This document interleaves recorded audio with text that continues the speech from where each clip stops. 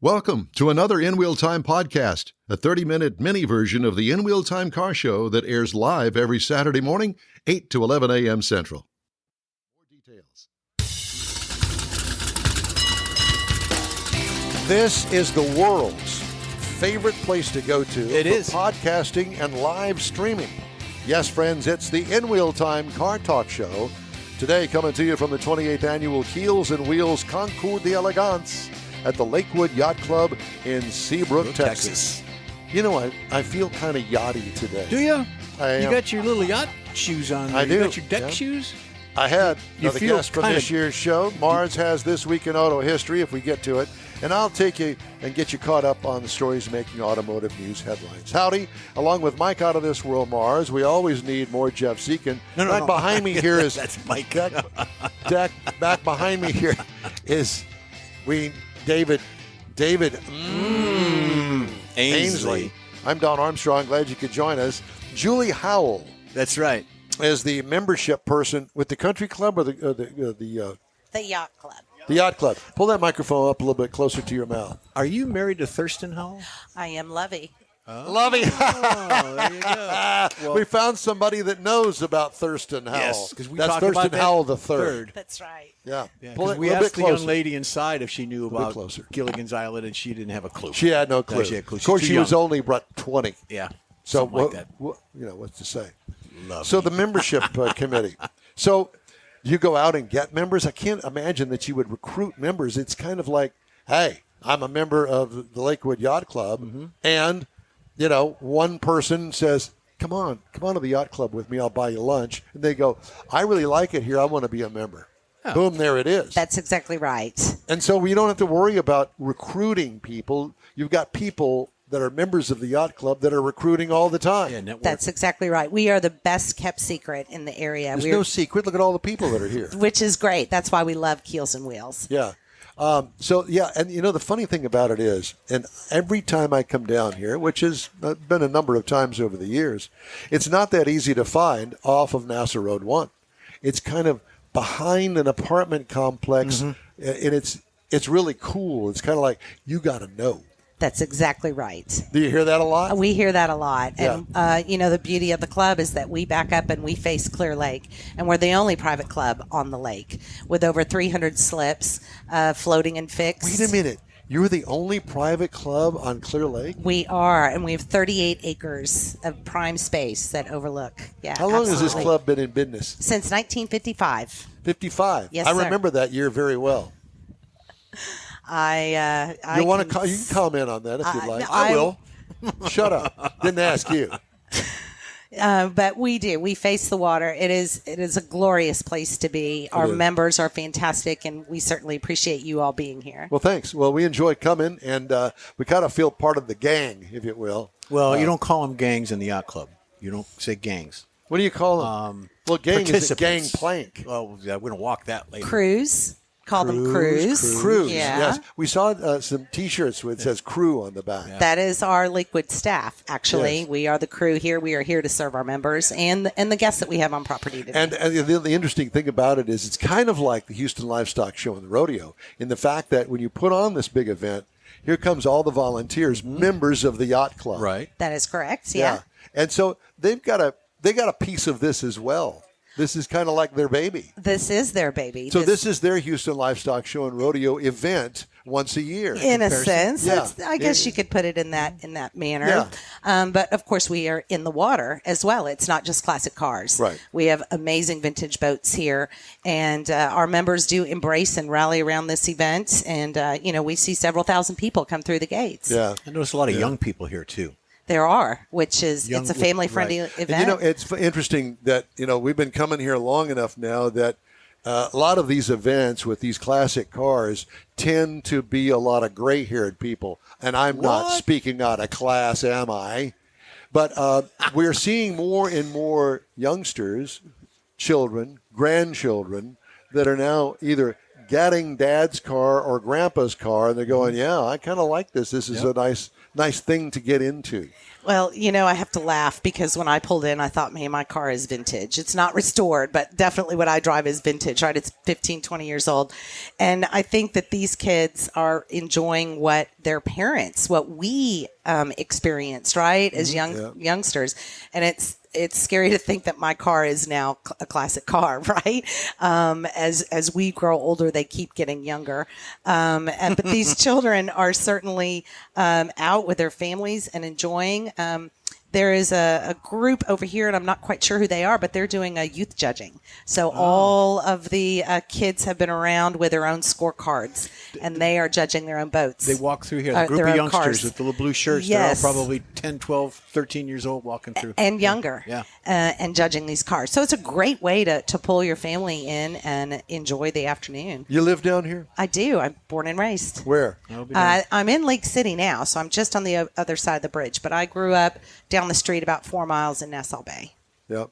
Yeah. Well, my first radio job at KLYX Radio, which was originally in the Nassau Bay Shopping Center, but when I went to work there, they had moved over to Gemini Boulevard on El Camino Real and Bay Area Boulevard in a building back there. Of course, all right, I'll just say it. That was in 1971. Yeah. Right. Yeah. Shut up. Anyway, so I spent a number of months there. I wanted so badly to move down here. You're telling me that. Because I had never really experienced the area before. And I knew about NASA, clearly. But back then, it wasn't like this. It was very barren. This was a very isolated place that wasn't even part of Houston at the time. It was its own city, and it was teeny tiny. The only real subdivision was back there off of El Camino Real and Bay Area Boulevard, and right across the street from NASA. And that's where the astronauts lived over there. And then there was that famous bar. Is the bar still down on NASA Road 1 where the astronauts used to go? Because they closed that down. And I don't know whether they tore it down or They what. tore it down they did an expansion of Egret Bay, 270, and NASA Road 1 and El Camino, that intersection. They didn't relocate it? They just tore it down? No, you couldn't replace that. No, so there is relocated no in way another you area. could ever rebuild or relocate. I believe that. they shot a scene in there for The Reluctant Astronaut with Don Don Knotts. Knotts? I think so. You are kidding. I think so. I remember seeing Could the be. inside of it, and it was a dumpy little bar. But that's the way It was a neighborhood bar. You don't say dumpy. It's a Well, neighborhood. no, I it mean- wasn't dumpy. It's iconic. It was iconic Right. for sure. It's kind of like Griff's Bar in downtown Houston. Very It's a similar. very old building that was here before NASA was here. With patina. Yeah, it had patina. It had patina. That's it. Yeah. But there's a lot of history down here, and clearly NASA is at the center of it all, the Lyndon B. Johnson Manned Spacecraft Center. Yes. Well, Lakewood is part of that history. When, as you mentioned, the area was being built, and we were sleepy. I think, when was NASA built? I think 63 to 65 NASA. Something like that, yeah. NASA was built, or actually a little later than that. But the astronauts, while they were building their homes in El Lago and Taylor Lake and Nassau Bay, we had cabanas out on our south lawn. Wow. And the astronauts were living and staying in those cabanas and these are the original Apollo astronauts, Gemini, Mercury, while their homes were being built. So, we like to think here at Lakewood, we were part of the history and we were part of that space program as well. Absolutely. Yeah. Building our community. I think Cape Canaveral was built first, and then this came along because of the technology and launch capabilities for, You would know more about that being from Michigan. I wouldn't. well, I read a lot. He reads a lot. But from being a sleepy little town, as you all called us, we are now the third largest recreational boating area in the United States. Wow. So That doesn't surprise me. Yeah. And Kemah, since we're going to go back, Kemah obviously has got its own identity now. But back in the day, I remember coming down here and going over 146 back in there. It's a where- drawbridge. And there was also a place where you could go and get fresh caught seafood, and the guys, this fishermen, were all there. Their boats were undocked, and you go in there and buy it fresh off the boat. That's right. Yeah. And the oysters too. Not so much anymore. Not so much anymore. But there are still restaurants in the area that they pull them right off the boats and they are served there. Do you know a guy by the name of Rick Clapp? Absolutely. Well, I've been writing for Bay Area Houston Magazine for, 25 years. Did you know that? I did not. Yeah. See, there you go. Taught you something, didn't I? I learned something new today. So there's car reviews in there by Don Armstrong. So now you can start looking. He's one of the founding fathers as well. Yeah, in different ways. Exactly. Lovey Howell learned something new today. Lovey. There you go, Lovey I Howell. love that. Great. Yeah. So how long did you stay on the island? Yeah. I thought I did live in Galveston for a while, so I thought I was there about 9 years. Yeah. A little longer than Lovey. So where did you go to high school? Clear Creek. What about you? Westbury. Westbury. So you were in town. Yeah. Yeah. No, not too far, right on the other side of the lake. Yeah. Me and Colonel St. James went to Westbury High School. Colonel St. James. Colonel St. James, a rock and roll disc jockey, KRBE. Colonel St. James. Yeah, oh, shut up. Oh, my gosh. That is a blast from the past. Yes. Holy moly. That's why we have him around. Yeah, that's wow. right. Yeah, I can pull that card frequently. Yeah. So Colonel old. St. James. Colonel St. James. The Colonel St. James really went to your high school. Yes. We went to high school together. They're still friends. They're still buddies. Yeah. We had Jay Buhner. I remember him. Jay Buhner was with Seattle Mariners for a long time. Yeah, he and Ken Griffey are still really good friends. But I don't know if anybody other than Jay that we've had that was prominently known in the United States, other than, of course, as we mentioned, the astronauts. Yes, of course. And you still have them, and they still are down there, but we don't know them like we did the original seven. Different times. Yeah. Well, it's great to talk to you. So Thank you. If you're interested in Lakewood Yacht Club, I guess that you're the person to go to. Absolutely, yes. So how do we get a hold of you, Lovey? You can look us up on lakewoodyachtclub.com.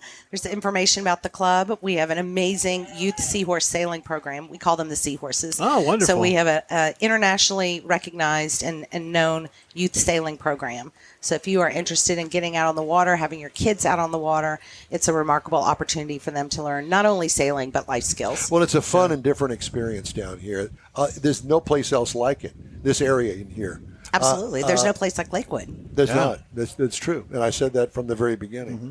Well, thank you very much. Thank you, gentlemen. It was a real pleasure. Yeah, and thank you for being here today. Julie Howell. A.K.A. Thurston Howell III's daughter. Yeah. Thank you. You're welcome. All right. Thanks again. Hey, the In-Wheel Time Car Talk Show is available 24/7 through the iHeartRadio app. Just look for In-Wheel Time Car Talk. We also video stream on Facebook, YouTube, and inwheeltime.com. Podcasts, they're available 24/7 from your favorite podcast provider. The In-Wheel Time Car Talk Show continues from this year's Keels Wheels Concours d'Elegance right after this quick break. Pro-Am Auto Accessories has been serving Houston's auto enthusiasts since 1984, providing world-class products for sports cars, European sedans, and American muscle. Pro-Am is known as the place to go to find exclusive and hard-to-find parts and accessories. Pro-Am is one of the very first distributors in the USA for brands such as Recaro, Redline, Momo, Corbo, and Simpson. Located in the heart of Houston's premier retail and service corridor, the Galleria area, Pro-Am's walk-in storefront includes an 8,000-square-foot warehouse, showroom, and installation bays. Pro-Am not only sells parts and accessories, but also offers installation and service. Pro-Am is now reaching a worldwide audience through Pro-Am.com, taking its local reputation to the rest of the world. At Pro-Am Auto, you'll be dealing with a small group of professionals who truly want to help you with your automotive needs. If you don't see what you're looking for on the website, call and Pro-Am will lend you a hand. Pro-Am Auto, 6125 Richmond at Green Ridge in Houston's Galleria area. Call them at 713-781-7755. Want to feel good about something special you did for someone special? In-Wheel Time and the original Lupi Tortilla group of Tex-Mex restaurants have joined together to help a very worthy cause, God's Garage, a Christian-based 501c3 charity. We know there are lots of places and organizations out there where you can donate a car, truck, or SUV, but we're asking you, our car enthusiast family, to consider donating to God's Garage. Visit godsgarage.org and learn about its mission, the women that have been helped, how each one is screened, and about their Restore You program.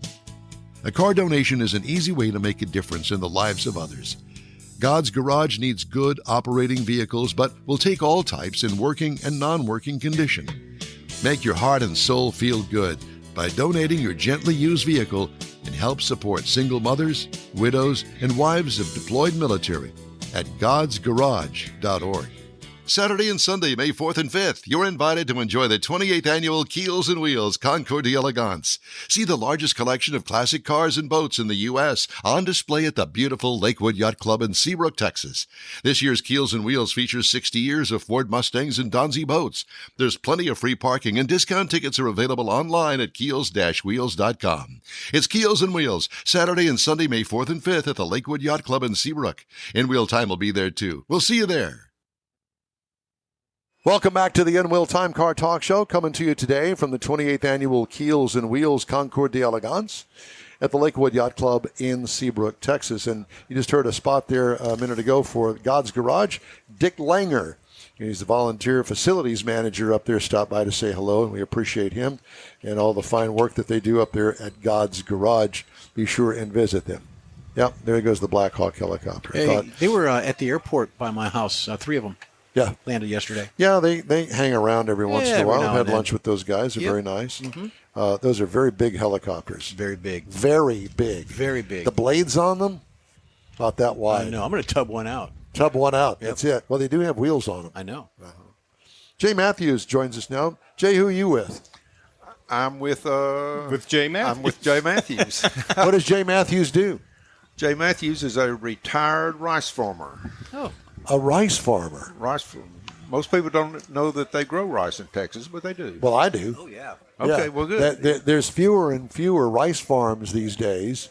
Most of them now are south of Houston, right? Down toward Angleton and that area, 288 area down there. But I've always wanted to ask a rice farmer, how and why do you put those big dirt berms in weird patterns out there in the farmland? That follows the contour of the land. And so obviously the land is not perfectly square, so as the level changes, and normally those are run on 2/10 of a foot. So every time you see one of the, we call them a levee, every time you see a levee, it's dropped 2/10 of a foot. Those contours. Yeah. So that's what that's for. So you can keep the water in that section, right, as opposed to having it all drained down to one end of the field. That's correct. Interesting. I never knew that. Did you know that? No, but I've seen them all out in Winnie and all the places. I fly over them all the time, and I'm going, I just don't understand it. It doesn't make any sense to me. I knew that. How do you come up with that curvature like that? Well, it's run on with a surveying instrument. I got you. Okay. I mean, now it's. So at some point, somebody has to go out there with one of those stakes and then the surveying thing, and they go, "Yep, that's that high. That's that high." That's the way that's why they used to do it. Now it's all satellite stuff. It's all GPS. Well, I'm retired. I hadn't done one in a while, but that's the way they do it. Are you still active in that? Is it a family-run business now, or no? Actually, I'm a second-generation farmer, but my son. Anyway, I was the last of the. I got you. Last of the Mohicans, as they say. Mohicans. You mentioned Winnie. That's where my farm was in Winnie. Winnie, yeah. What do you got here today? I've got a 1908 Buick. Oh. Well, as we like to call it in the hood, the Buick. Buick. You got your Buick. In 1908. 1908. When did they start making Buicks? They started making them in 1903. And is this the second gen? Well, David Buick was an engineer, and he was a plumber, and he patented the way to put enamel on cast iron, like for the old bathtubs or commodes or whatever.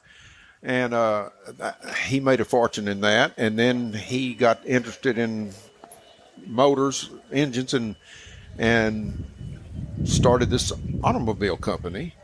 But he was a better inventor than he was a businessman, and after about 2 years, he was out of the company. He made bad investments, and he died broke. Well,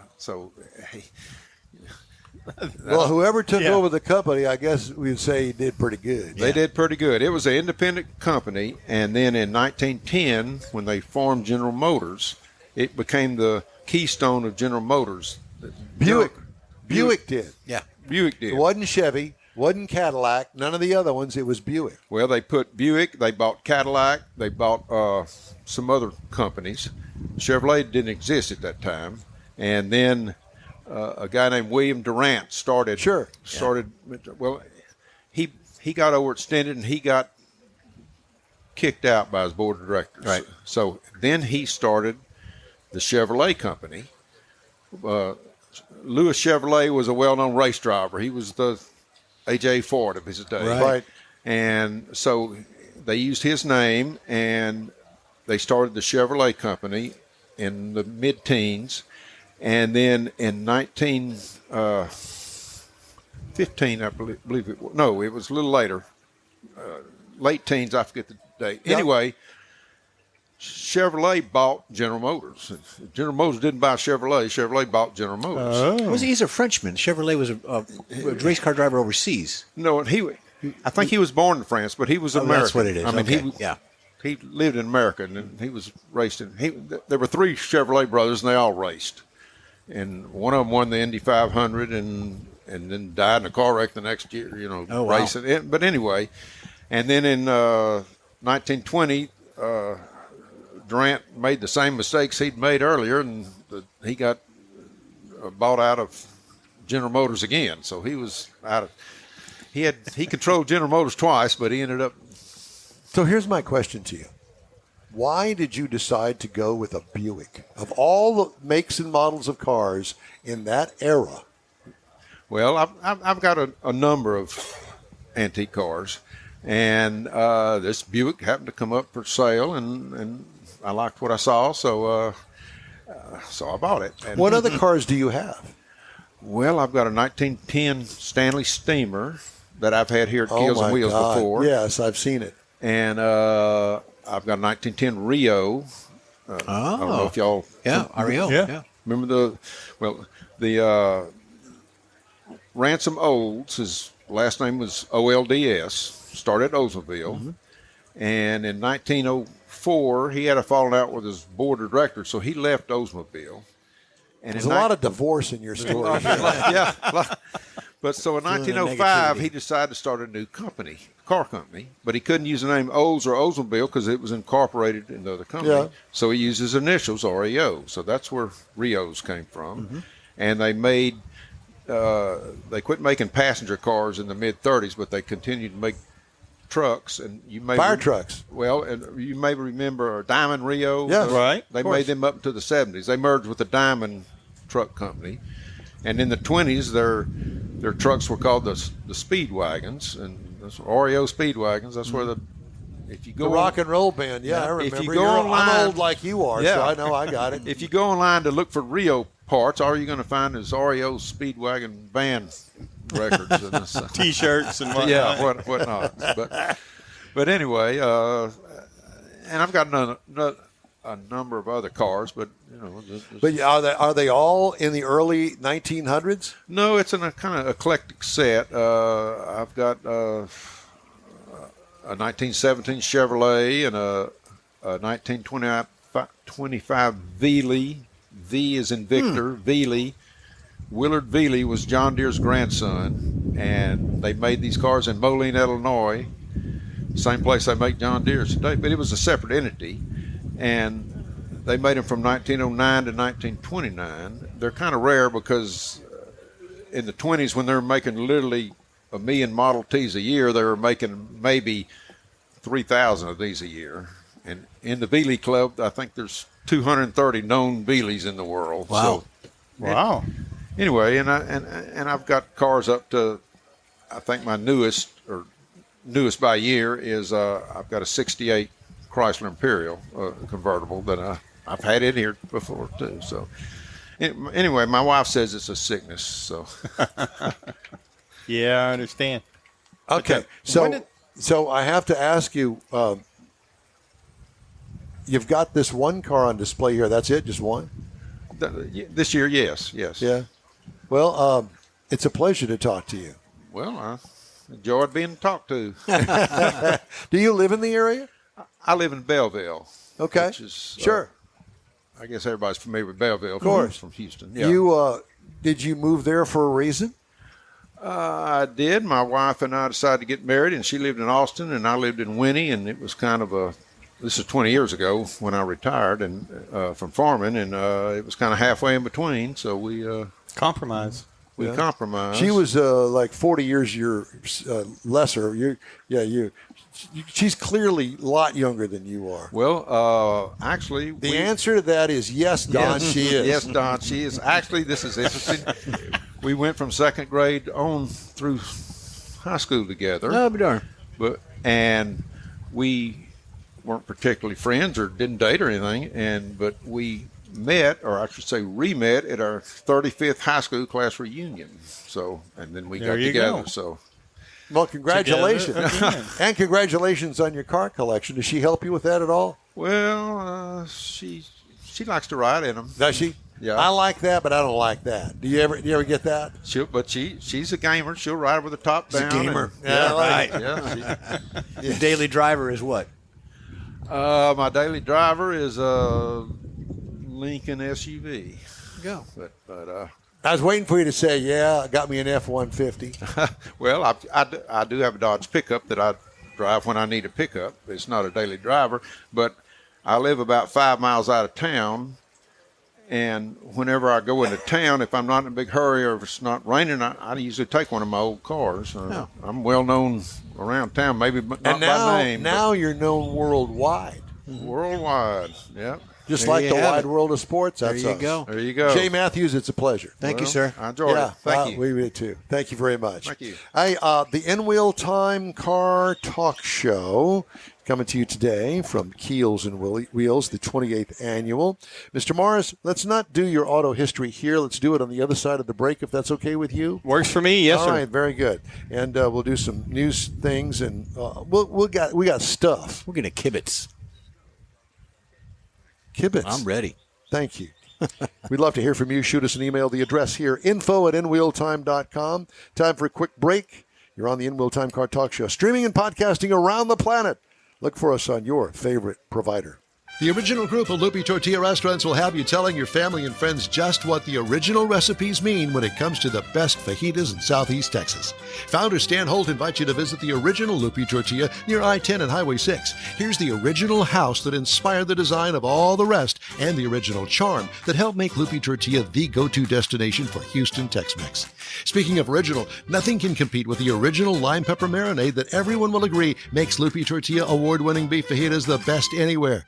Loopy Tortilla Katy is another location that gives you the same quality and service Houstonians have come to expect at Loopy's. It's located just off I-10 and the Grand Parkway at Kingsland Boulevard in Katy.